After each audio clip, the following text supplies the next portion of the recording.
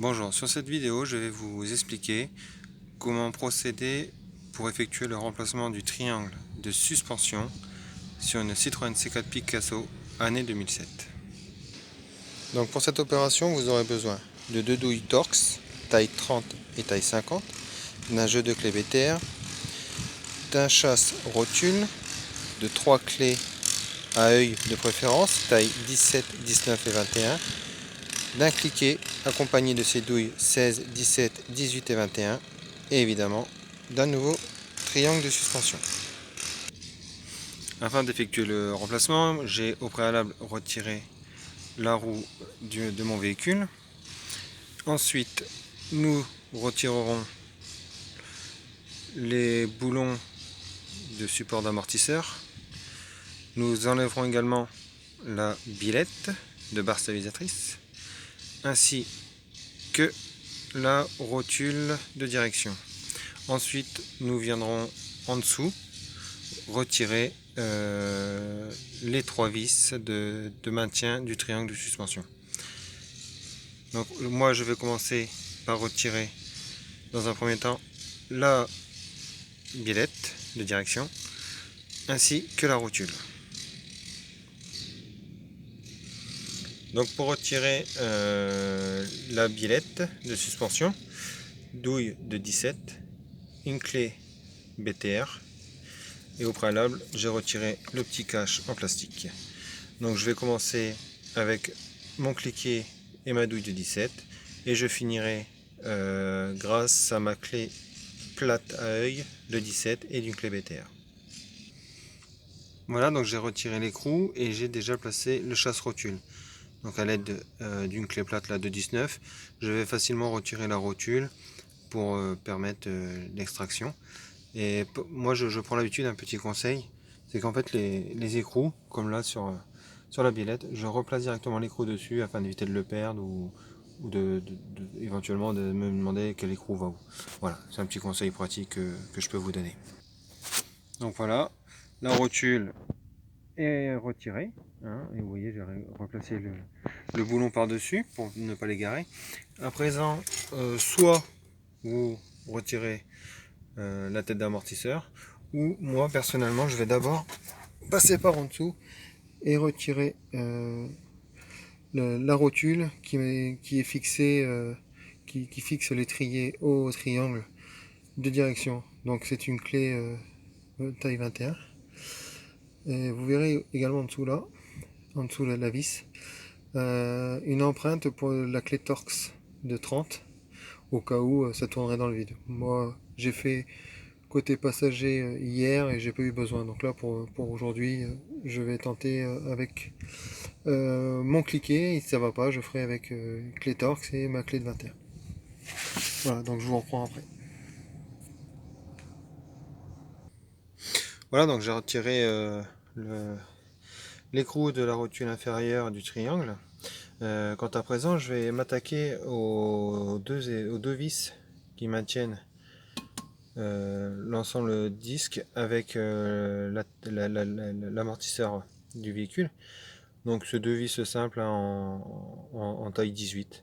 Donc je vais les retirer et ensuite on enlèvera le disque, l'ensemble disque de frein cardan afin de pouvoir accéder au triangle et à ses vis de support.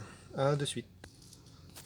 Donc me revoilà, hein, j'ai fini par retirer donc l'amortisseur et pour question de pratique afin de pouvoir accéder, hop là, excusez-moi, à la vis qui est ici, hein, et ben là, on accroche l'ensemble de la tête à l'amortisseur. Donc moi je l'ai fait avec un morceau de fil tendeur de grillage. C'est très bien, faut juste faire gaffe, c'est de pas trop ressortir le cardan pour pas perdre, vous voyez j'ai pas fait attention, moi j'ai perdu un peu d'huile de boîte de vitesse.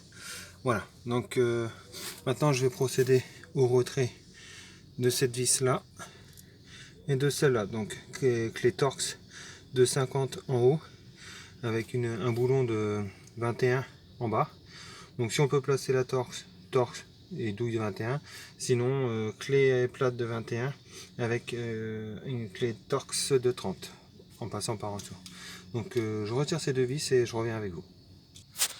Donc me voilà, les deux vis sont défaites. Maintenant je vais juste par un geste de rotation retirer l'ancien triangle et pouvoir procéder au remplacement par le nouveau.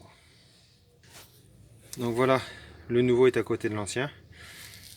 Je vais essayer de le mettre en direct avec vous. Et si d'une seule main c'est un peu compliqué, je couperai la vidéo et je le mettrai en place à deux mains. Voilà. Petite rotation. Alors ici il y a deux petites encoches qui nous empêchent parfois, donc il faut vraiment réussir à les passer. Voilà, et voilà. Donc bien repositionné. Et voilà, là il est à peu près en place. Je vais déjà y mettre la première vis pour être tranquille. Hein, hop, voilà. Donc après bah, une petite oscillation histoire de faire tomber la vis.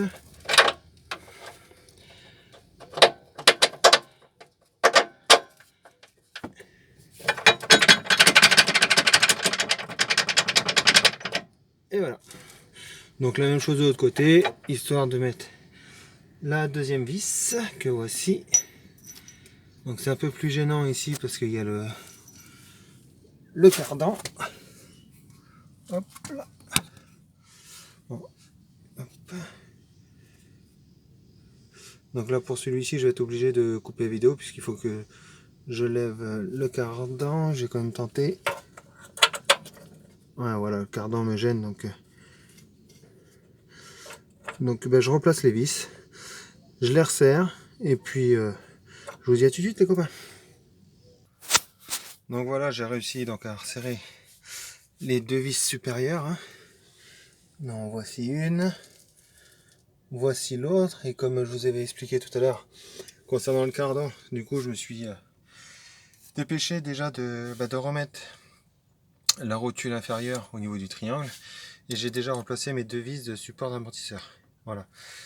Donc là je vais procéder au resserrage déjà des rotules inférieures et des deux vis de l'amortisseur. Ensuite, et ben, on replacera la biellette ainsi que la rotule de direction.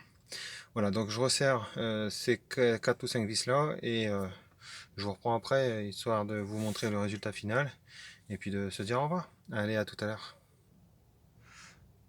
Bon bah voilà les amis, tout est remonté, tout est resserré. Maintenant, plus qu'à remettre la roue à sa place, allez faire un test.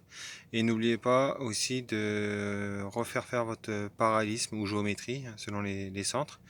Ayant touché à la suspension, vaut mieux toujours refaire une géométrie du véhicule pour une bonne conduite. Voilà, voilà. Allez, ciao ciao les amis, à la prochaine.